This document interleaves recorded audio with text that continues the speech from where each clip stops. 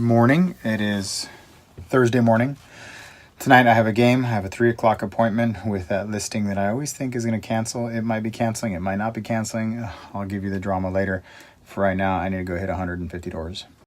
Gotta tell you, I'm completely addicted to door knocking right now. I just can't help but feel that this is where my next listing is going to come from, regardless of how long or how hot. Doesn't matter. I'm feeling it. I've got good podcasts, good vibrations. I'm going to call it the $1 million firecracker. 26 years of doing this business, I know what I'm getting myself into. A whole lot of crazy. She's fired me twice this week, but the minute she fires me, I'm quitting. And I say, no, you don't have to fire me. I quit. I'm done. We're done. And then she goes, no, you got to be my agent. But we were at the photography session, and I went in there and I grabbed a few things off the counter. And she yelled from downstairs and she said, James, if you're moving anything or disrupting, this listing is over. She comes upstairs, she goes, it's over, listing's over. I look at the photographer, I go, out, let's go. And I even told the photographer before he came in, I go, get ready, like as if be ready. I go, I quit, you're busting my balls. I don't get paid enough for this. By the way, it's not sold, so I might not even get paid for this. I can't do this anymore. She goes, no, James, I trust you. I'm sorry, I'm having a hard time. She apologized and begged me and held my hand and said, please don't leave me. She calls me twice a day, by the way. This is one of those twice a day firecrackers. And she goes, James, I'm reading over the listing agreement again, and I don't remember any of this. I'm like, well, she goes, I don't remember. You just told me to sign. I go, oh no. I told her, I said, once upon a time, 25 years ago, I did that.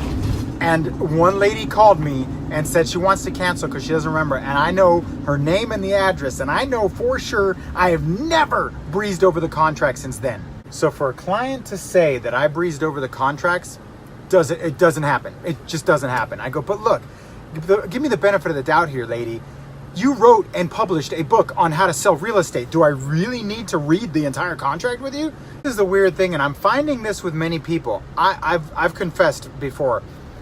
I'm a genius. I've been certified, institutionalized, and tested. I'm a genius, but I'm not very, very smart. I'm pretty dumb when it comes to a lot of things. She's a very savvy businesswoman. We're talking like she's probably about 90 years old, 50 pounds wet, 5 feet tall, wonderful, like super respect for her as a businesswoman, but the client from hell because she knows everything.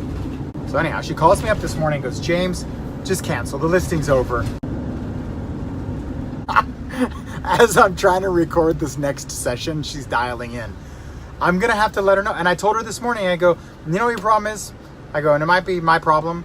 You talk more than you listen.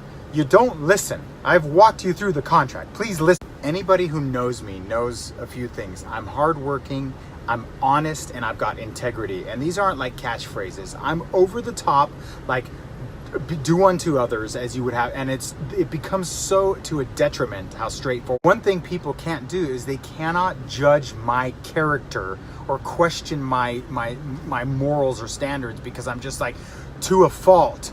I am so overly concerned about what other people think because I want to do the right thing. When I do my YouTube videos or my vlogs, or I'm brought on to be a coach, a trainer and a coach, I could easily drag out the entire session so that it looks like things are happening, but I really want people to succeed. When I see these other coaches and trainers that they keep people for years and years and years, it's almost as if I'm like, how do you do that? How do you keep them going? I want them to like work, and if it doesn't work, I don't want to teach them anymore because they're not working. It's not working. I can't do it.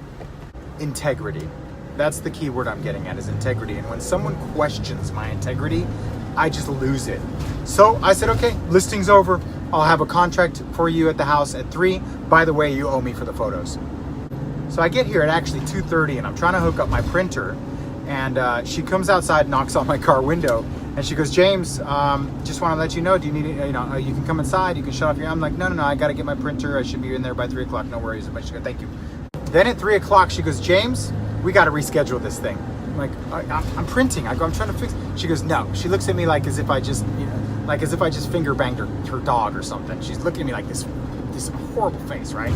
I'm like, I'm sorry, I'm printing. I'm in the house, and she really wants me to keep the listing, and I'm just like, can you see these grays? My teeth falling out?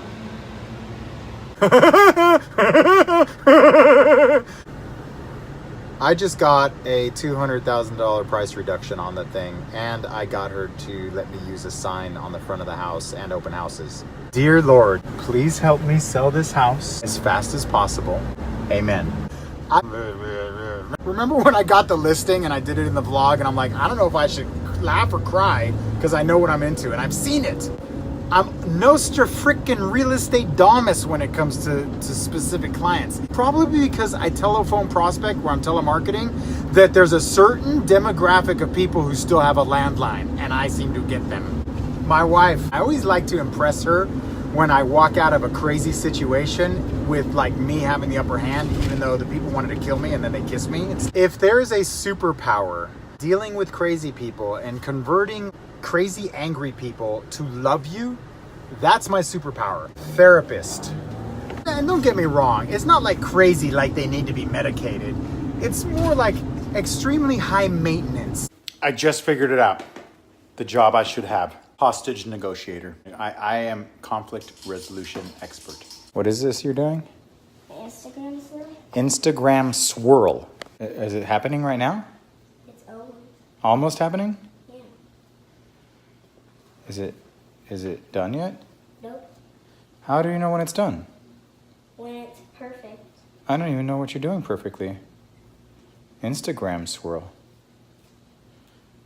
And I don't even have Instagram. Providing digital products and then having the ability for people to come out of the woodworks and say, I didn't use it and so I want my money back. It's like it's been 6 months. It's like going to the gym and saying, you know what, I want my membership dues back because I didn't lose any weight. And they're like, what? And at the end of the day, no amount of coaching or solutions is going to fix the problem. The problem is you got to work much, much harder. And if you're not willing to work harder, nothing's going to work. I'm not suggesting that you're lazy or undisciplined. Perhaps maybe you have a medical condition that keeps you from working harder. But when you sign up and you want to be a part of what I'm doing and I want to share it with you, it's going to be hard. And this is a struggle and a conflict I have with my coaching and with my training is that I want you guys to hit the ground running. I'm doing it and I expect you to do it. And when you sign up, you should be expected to do it. It hurts because I know how hard I have to work to try to get this business and I know how hard it is to get listings and obtain clients. And when I can't translate that message and convince you that that's what you have to do, I'm screwed. And like most coaches, they don't really, I mean, they'd be nice if you succeed, but they're about the numbers. And for me, it's not like I have thousands of personal clients. So my success is yours. I truly need you to succeed so that when somebody says, wow, what's your secret? How are you doing it? That you could say Festini, and I need that. I can't afford to have you fail if I want to do this coaching thing. I need you to succeed. What I'm doing is extremely difficult. It's an anomaly to work this hard, but I can only emphasize over and over that it's totally possible to do what I'm doing. It is absolutely possible that if I was standing over your shoulder, that I could hold you accountable. Oh, what a day, what a day. And this is the last of the videos for the day. I always have this conversation with this camera. Look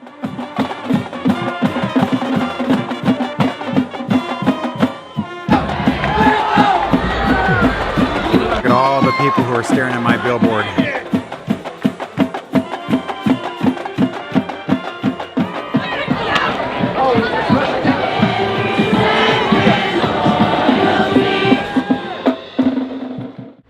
Well, this sucks. When I parked here, there was nobody here, and now, check this out. Someone hit my car. Like right there, all of that.